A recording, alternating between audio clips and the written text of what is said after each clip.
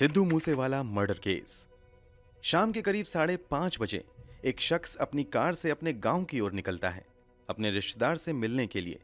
उसे इस बात का जरा सा भी इल्म नहीं था कि जो गाड़ी उसके पीछे थी दरअसल वो उसी का पीछा कर रही थी और एक खास मौके के इंतजार में थी। चौराहा आते ही वो शख्स अपनी गाड़ी मोड़ता है, पर सामने से एक कार उसका रास्ता रोक देती है। पीछे से भी आ रही कार इसी मौके के इंतजार में थी और वो भी इस शख्स का रास्ता रोक देती है, जिससे कि वो शख्स ना अब अपनी गाड़ी को आगे ले जा सकता है और ना ही पीछे। कुछ देर बाद ही गोलियों की लगातार चलने की आवाज आती है। वहां मौजूद लोग गोलियों की आवाज से डरकर वहां से भाग निकलते हैं। दनादन 30 बार गोलियों की फायरिंग की आवाज से वो इलाका गूंज उठता है और जब हत्यारों को यकीन हो जाता है कि गाड़ी में मौजूद वो शख्स मर चुका है, तो वे अपनी उन्हीं गाड़ियों में बैठकर वहां से फरार हो जाते हैं। सुनने में ये किसी एक्शन फिल्म का क्लाइमैक्स लगता है, पर यह एक सच्ची घटना है।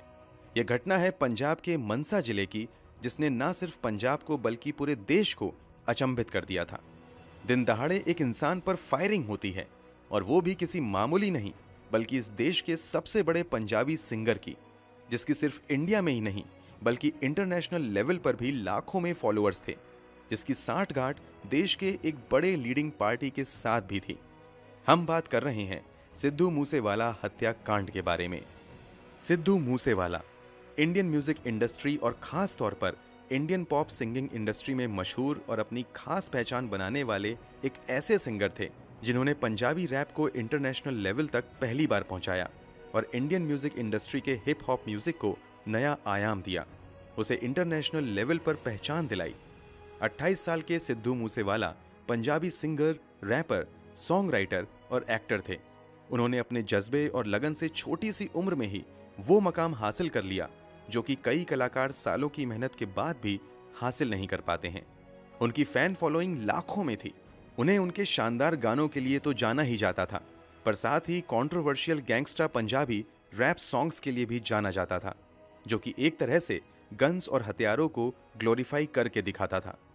सिद्धू मूसेवाला पंजाब के मनसा जिले के मूसा गांव के रहने वाले थे। उनका बचपन मूसा गांव में ही बीता था और वो एक किसान के परिवार से आते थे। उनके पिता एक्स गवर्नमेंट एम्प्लॉय थे। सिद्धू मूसेवाला ने अपनी इलेक्ट्रिकल इंजीनियरिंग की डिग्री लुधियाना के गुरु नानक देव इंजीनियरिंग कॉलेज से 2016 में पूरी की, पर शुरू से ही उनकी दिलचस्पी रैपिंग और सिंगिंग में थी, जिसके लिए उन्होंने ग्रेजुएशन के तुरंत बाद कनाडा जाने का डिसीजन लिया। उन्हें अपने संगीत पर इतना विश्वास था कि लगभग हर प्रोडक्शन कंपनी ने उन्हें और उनके सॉन्ग्स को लॉन्च करने से इनकार कर दिया। तब भी सिद्धू मूसेवाला ने हार नहीं मानी, बल्कि खुद अपने गाने लिखे, अपने सॉन्ग्स कंपोज किए और खुद को लॉन्च किया और 2017 में कनाडा से ही अपनी पहली म्यूजिक एल्बम रिलीज की। सिद्धू मूसेवाला के इसी जज्बे और म्यूजिक से इतने गहरे लगाव के कारण ही जल्द ही सिद्धू मूसेवाला ने इतनी कम उम्र में ही कामयाबी हासिल कर ली। कामयाबी ऐसी जिसने इंटरनेशनल लेवल पर इंडियन म्यूजिक इंडस्ट्री और पंजाबी सॉन्ग्स को लाकर रख दिया।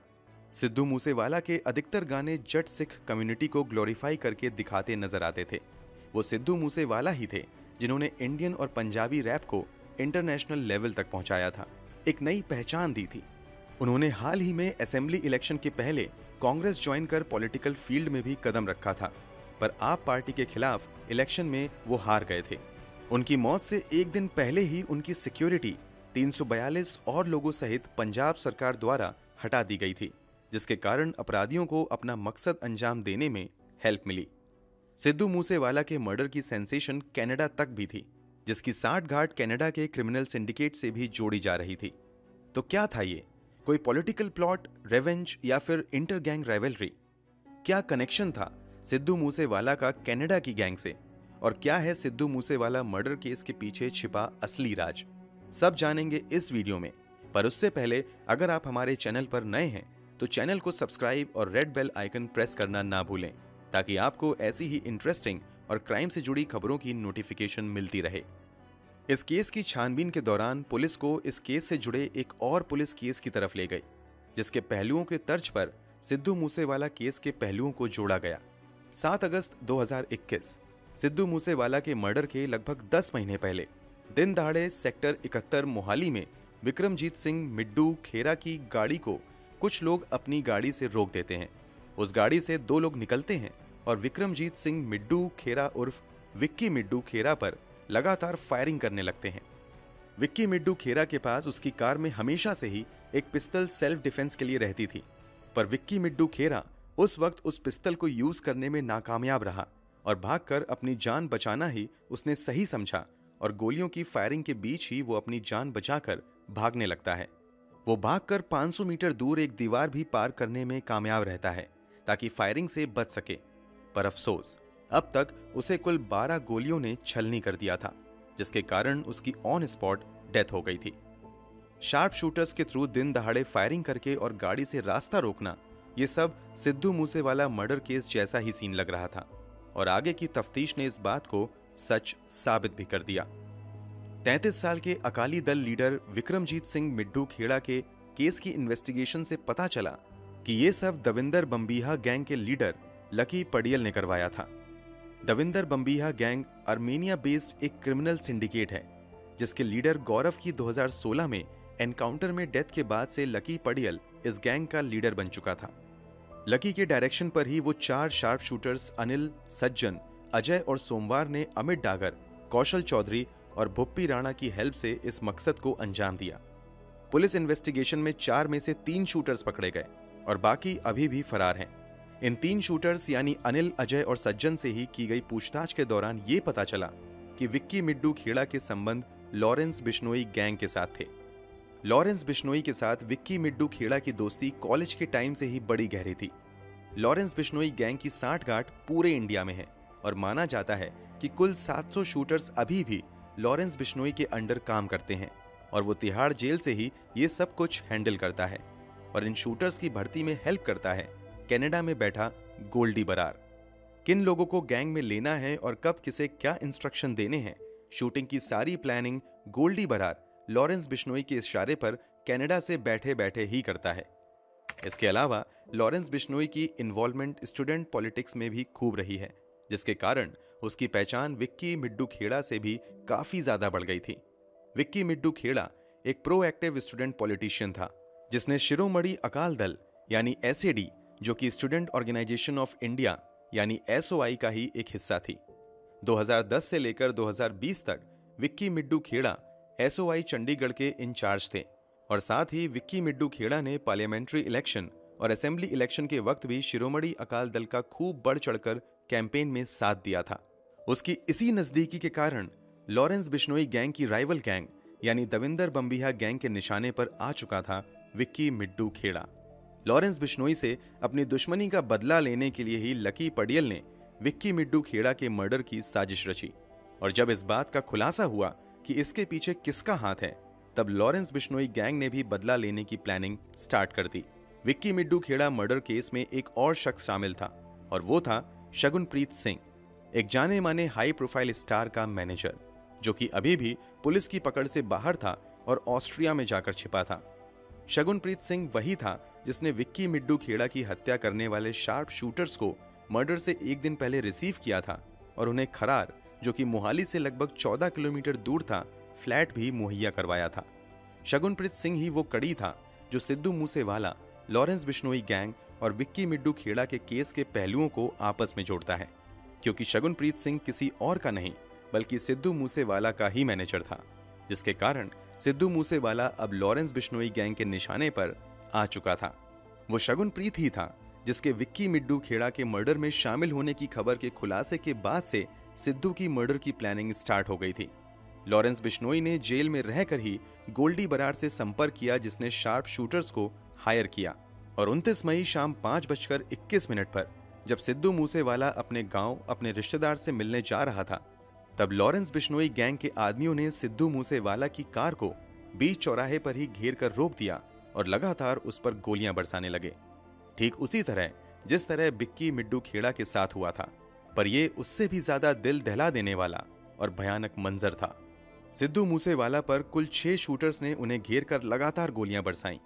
कुल 30 फायरिंग शॉट्स फायर किए गए थे, जिनमें से 26 गोलियों ने सिद्धू मूसेवाला को अपना निशाना बनाया था, जिनमें से एक सिद्धू मूसेवाला के सिर पर जाकर लगी थी। इतनी बेरहमी से सिद्धू मूसेवाला की हत्या कर दी गई, केवल इस तर्ज पर कि उसकी विक्की मिड्डू खेड़ा की हत्या से एक कड़ी जा जुड़ी बैठी थी, एक बेहद ही कमजोर कड़ी जो कि जानलेवा साबित हुई। सिद्धू मूसेवाला मर्डर केस में कुल 35 सस्पेक्ट्स के खिलाफ पुलिस ने चार्जशीट फाइल दर्ज की, जिनमें से 23 सस्पेक्ट्स को गिरफ्तार कर लिया गया।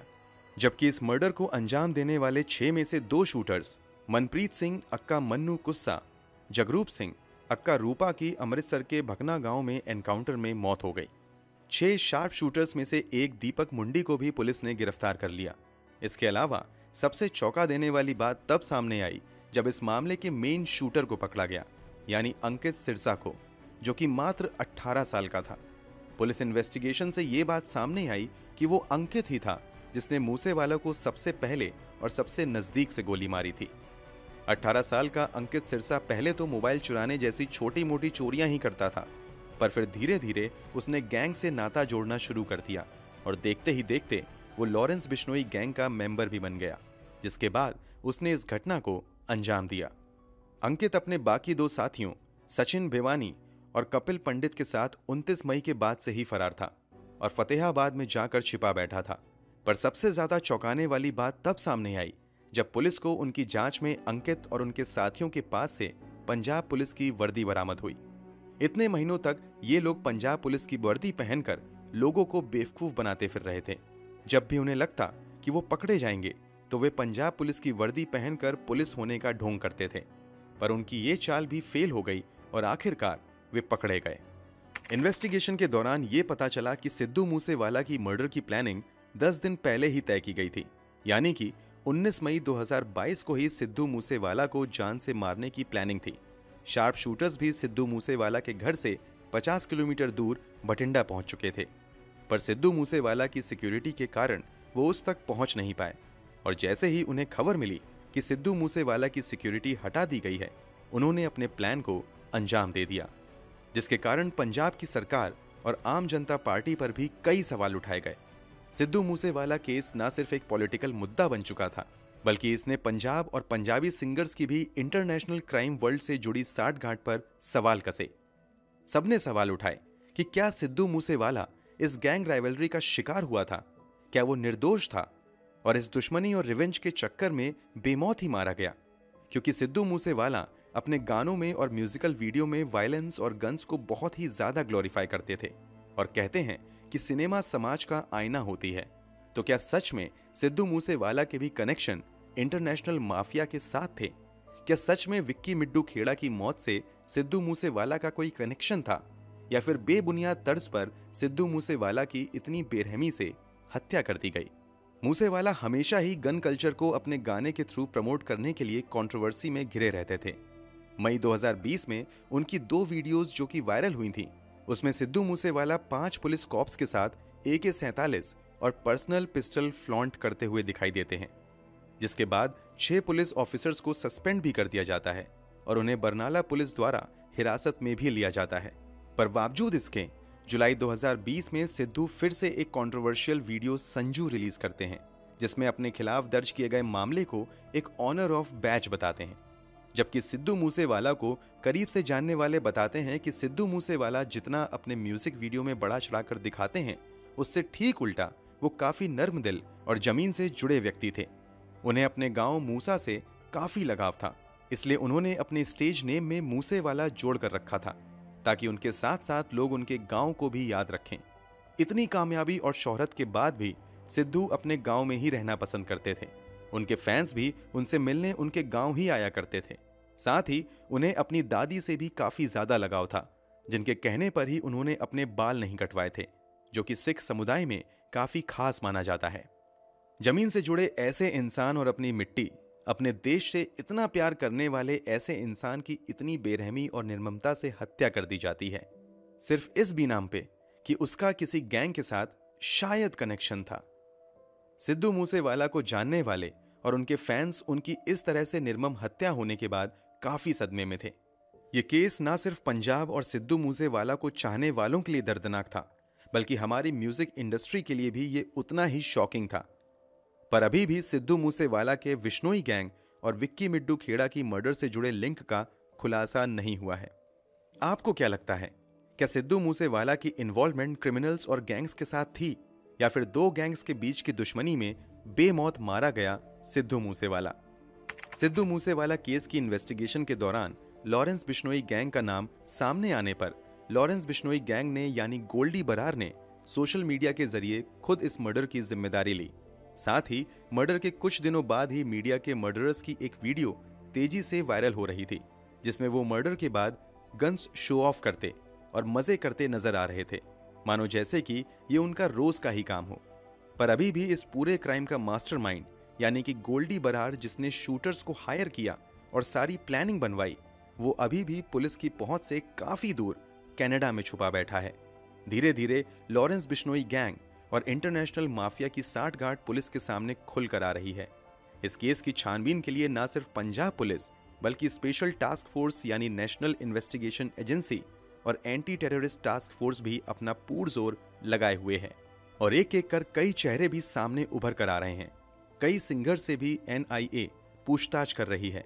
पर सिद्धू मूसेवाला के पिता बलकौर सिंह इतने समय बाद और इतनी हाई प्रोफाइल जांच के बाद भी पुलिस टीम से नाखुश हैं, क्योंकि अभी भी उनके बेटे के हत्यारों को पकड़ा नहीं जा सका है। बलकौर सिंह का कहना है कि इस जांच में शामिल पुलिस ऑफिसर प्रतिपाल सिंह की अपराधियों से साठगांठ है और वे उन्हें सामने आते हुए भी नहीं पकड़ रहे, क्योंकि इसके बदले उन्हें मोटी रकम अदा की जा रही है। उन्होंने पुलिस को यह भी अल्टीमेटम दे दिया है कि अगर जल्द से जल्द उनके बेटे के कातिलों को पकड़ा नहीं गया तो वो ये देश छोड़कर चले जाएंगे। इसके बाद से सिद्धू मूसेवाला केस की जांच और भी ज्यादा तेज कर दी गई है और धीरे धीरे कई नए सिरे भी खुलकर सामने आ रहे हैं। इस केस में एंटी टेररिस्ट इन्वेस्टिगेशन टीम और स्पेशल सेल भी जुड़ चुके हैं और जल्द से जल्द सिद्धू मूसेवाला की हत्या में शामिल बाकी क्रिमिनल्स को भी पकड़ने में लगी हुई है। तो कैसी लगी आपको आज की ये वीडियो, हमें कमेंट करके जरूर बताएं। अगर वीडियो अच्छी लगी हो तो लाइक शेयर करना ना भूलें और चैनल पर नए हैं तो चैनल को सब्सक्राइब करें और क्राइम की दुनिया से जुड़ी खबरों की ऐसे ही इंटरेस्टिंग वीडियोस की नोटिफिकेशन पाने के लिए रेड बेल आइकन प्रेस करना बिल्कुल ना भूलें। Thank you for watching.